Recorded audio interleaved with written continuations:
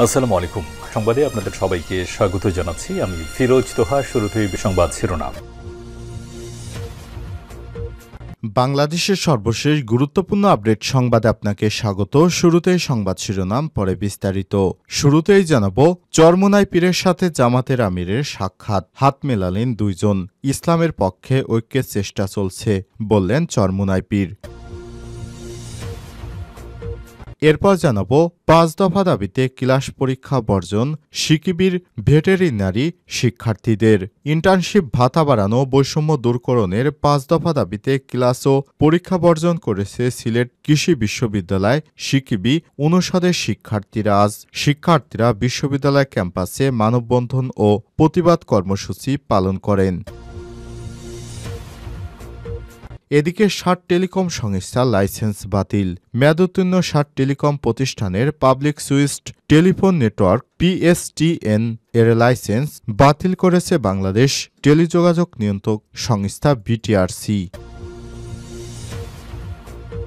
জানাবো, ঘোষণা দিয়ে ২ গ্রামবাসীদের মধ্যে সংঘর্ষের প্রস্তুতি ঠেকিয়ে দিল পুলিশ ও সেনাবাহিনী। পূর্ব ঘোষণা দিয়ে সংঘর্ষে লিপ্ত হওয়ার জন্য ব্যাপক প্রস্তুতি নিয়েছিলেন ফরিদপুরের বোয়ালমারী উপজেলার শেখর ইউনিয়নের সসরাইল ও শেখর গ্রামবাসী। উপলক্ষে মঙ্গলবার ২১শে জানুয়ারি শেখর স্কুল এলাকায় ও সসরাইল বাজার এলাকায় দেশীয় অস্ত্রশস্ত্র নিয়ে ২ গ্রামের হাজার হাজার লোক অবস্থান নেয়। তবে পুলিশ ও সেনাবাহিনীর যৌথ চেষ্টায় তাদের সহিংসতার হাত থেকে রক্ষা পান ২ গ্রামের মানুষ।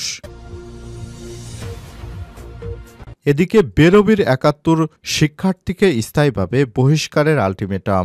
বৈষম্যবিরোধী শিক্ষার্থী আন্দোলনে আবু সাইদকে হত্যা ও শিক্ষার্থীদের উপর হামলা ও নির্যাতনের ঘটনায় জড়িত বেগম রোকেয়া বিশ্ববিদ্যালয়ে ৭১ শিক্ষার্থীকে স্থায়ীভাবে বহিষ্কারের ৭২ ঘণ্টার আলটিমেটাম দিয়েছে বৈষম্যবিরোধী ছাত্র আন্দোলন। অভিযুক্তদের বহিষ্কার না করলে প্রশাসন ভবনে স্থায়ী অবস্থান কর্মসূচি ঘোষণা দিয়েছেন তারা। এবং সর্বশেষ জানাবো, পশ্চিম তীরে ইসরায়েলের ভয়াবহ হামলা।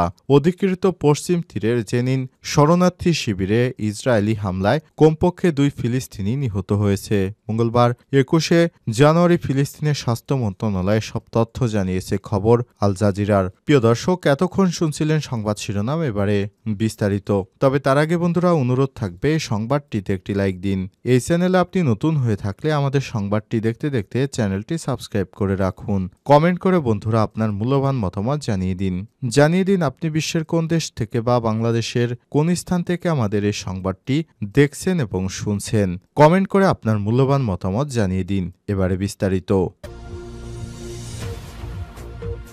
ইসলামের পক্ষে ঐক্যের চেষ্টা চলছে, চরমোনাই পীর। চরমোনাই পীরের সাথে জামাতের আমিরের সাক্ষাৎ। চরমোনাই পীর মুফতি সৈয়দ মোহাম্মদ রেজাউল করিমের সঙ্গে সৌজন্য সাক্ষাৎ করেছেন বাংলাদেশ জামাত ইসলামের আমির ডাক্তার শফিকুর রহমান। মঙ্গলবার বরিশাল সদর উপজেলার চরমোনাইয়ে চরমোনাই জামিয়া রাশিদিয়া আহসানাবাদ মাদ্রাসা প্রাঙ্গণে তাদের সাক্ষাৎ অনুষ্ঠিত হয়। ইসলামী আন্দোলন বাংলাদেশের আমির ও চরমোনাই পীর মুফতি সৈয়দ মোহাম্মদ রেজাউল করিম বলেছেন, জামাতের আমির সহ বরিশালের নেতারা চরমোনাইতে এসেছেন।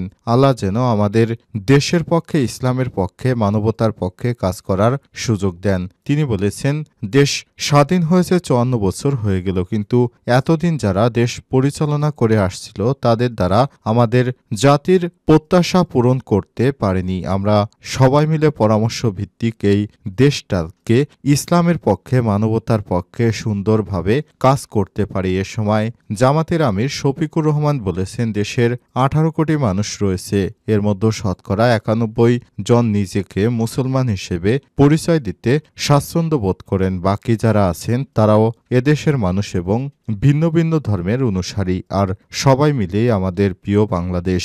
এখন বাংলাদেশে আমরা ২ দলের সম্পর্কের উন্নয়নের বিষয় সাংবাদিকদের প্রশ্নের জবাবে চরমোনাই পীর সাহেব বলেছেন, আমরা আগে থেকেই বলে আসছি, ইসলামী পক্ষের যে কোনো শক্তিকে আমরা একটা বার্তা পাঠাতে পারি, সে চেষ্টা আমাদের আগে পড়ে চলেছে, এখনো চলছে। ডক্টর শফিকুর রহমান বলেছেন, গত ৫ই আগস্ট যে আমরা নতুন স্বাধীনতা পেয়েছি, এর মাধ্যমে ইসলামের পক্ষে একটি ভালো ক্ষেত্র তৈরি হয়েছে। সেই ক্ষেত্রে যদি সময় উপযোগী পদক্ষেপ না নিতে পারি, তাহলে এটা আমাদের জন্য কল্যাণ ও দুর্ভাগ্যের। এজন্য আমরা সবাই একত্রিত হয়ে দেশ গড়ার ক্ষেত্রে যেন কাজ করতে পারি, সে লক্ষ্যে কাজ করছি আমরা।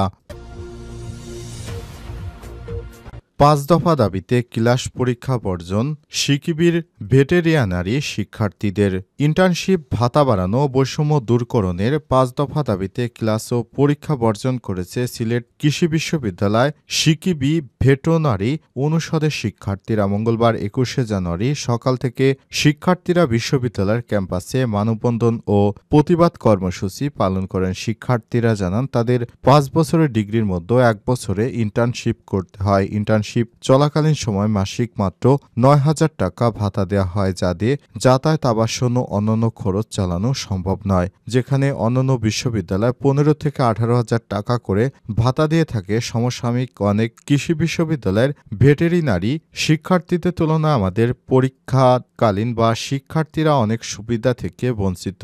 ভেটেরিনারি চতুর্থ বর্ষের শিক্ষার্থী মাহমুদুর রহমান বলেছেন, আমাদের ইন্টার্নশিপ ভাতা বৃদ্ধির দাবি দীর্ঘদিনের। সর্বশেষ গত ৯ জানুয়ারি আমরা উপাচার্য বরাবর স্মারকলিপি প্রদান করি এবং যথাযথ ব্যবস্থা গ্রহণের দাবি জানাই, কিন্তু সময় পেরিয়ে গেলেও ওনারা কোনো ব্যবস্থাই গ্রহণ করতে পারেনি। আগের প্রশাসন আমাদের কোনো প্রতিশ্রুতি রক্ষা করতে পারেনি।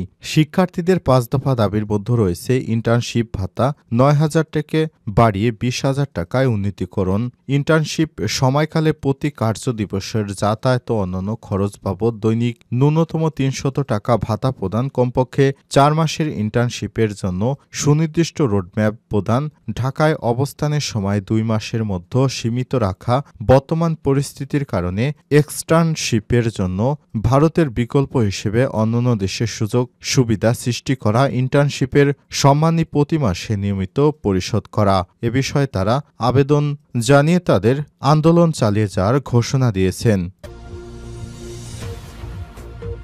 ৬০ টেলিকম সংস্থা লাইসেন্স বাতিল, মেয়াদোত্তীর্ণ ৬০ টেলিকম প্রতিষ্ঠানের পাবলিক সুইচড টেলিফোন নেটওয়ার্ক পিএসটিএন এর লাইসেন্স বাতিল করেছে বাংলাদেশ টেলিযোগাযোগ নিয়ন্ত্রক সংস্থা বিটিআরসি। সোমবার ২০শে জানুয়ারি বিটিআরসির এক বিজ্ঞপ্তিতে বিষয়টি জানানো হয়েছে। লাইসেন্স বাতিল হওয়া ৭ প্রতিষ্ঠানের মধ্যে হচ্ছে Telibarta limited, Ranks limited, national telecommunication limited, Banglaphone limited, Westec limited, Onetel limited, communication limited ও ইন্টিগ্রেটেড সার্ভিস লিমিটেড। বিজ্ঞপ্তিতে বলা হয়েছে, উল্লেখিত ৭টি প্রতিষ্ঠানের লাইসেন্সের মেয়াদ উত্তীর্ণ হয় এবং প্রতিষ্ঠানসমূহ কর্তৃক নবায়নের জন্য আবেদন না করা সেগুলো লাইসেন্স মেয়াদ উত্তীর্ণ হিসেবে বাতিল করা হলো। সুতরাং বাতিলকৃত লাইসেন্সের অধীনে যে কোনো কার্যক্রম সম্পাদন করা হবে অবৈধ এবং বাংলাদেশ টেলিযোগাযোগ নিয়ন্ত্রণ আইন ২০০১-এর অধীনে শাস্তিযোগ্য অপরাধ বলা হয় বিজ্ঞপ্তিতে। এছাড়াও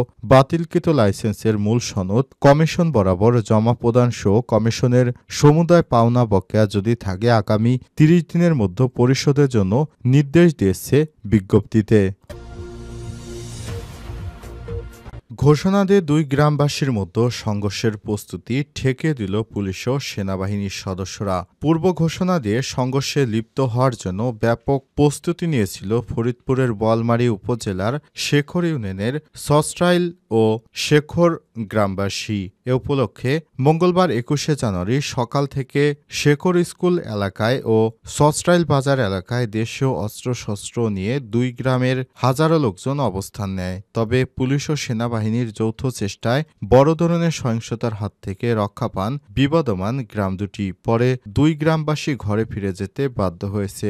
স্থানীয়রা জানায়, সোমবার সন্ধ্যা ৭টার দিকে সস্ট্রাইল বাজারের ব্যবসায়ী মতিয়ারের বালুর ট্রাকের কারণে শামীমের মোটরসাইকেলের গতি রোধ হয়ে যা পড়ে যায়। এতে ক্ষিপ্ত হয় শামীম ট্রাক ড্রাইভারের সঙ্গে বিবাদে লিপ্ত হয়। তখন মতিয়ার গিয়ে জানতে চাইলে শামীম তাকে থাপ্পড় মারে। পরে শামীম তার ঘরে এসে ফোন করে শেখর থেকে লোকজনকে খবর দিয়ে এনে মতিয়ারকে মারতে চায়। বাজারের অন্যান্য ব্যবসায়ীরা বিরোধ মীমাংসা করতে চাইলে তারা মতিয়ারকে মারবেই। তখন এলাকার লোকজন ক্ষিপ্ত হয়ে শামীম আর জেহাদকে মারধর করে এ সময় শামীম ও জেহাদ নামে 2 জন আহত হয়। গুরুতর আহত শামীমকে প্রথমে আলফাডাঙ্গা উপজেলা স্বাস্থ্য কমপ্লেক্সে, সেখান থেকে ফরিদপুর ও পরে ঢাকায় পাঠানো হয়। এই ঘটনার জেরে ঘোষণা দিয়ে মঙ্গলবার সকালে শেখর এলাকার প্রায় 2000 লোক দেশীয় অস্ত্রশস্ত্র নিয়ে সস্ত্রাইলের দিকে রওনা হয়। খবরে সস্ত্রাইল এলাকার লোকজনও দেশীয় অস্ত্রশস্ত্র নিয়ে প্রস্তুতি নেয়। খবর পেয়ে পুলিশ ও সেনাবাহিনীর সদস্যরা ভাটপাড়া, শেখরবাজার ও শেখর কাজী সিরাজুল ইসলাম একাডেমি এলাকায় সস্ত্রাইল বাজারে অবস্থান নিয়ে রক্তক্ষয়ী সংঘর্ষ ঠেকিয়ে দেয়।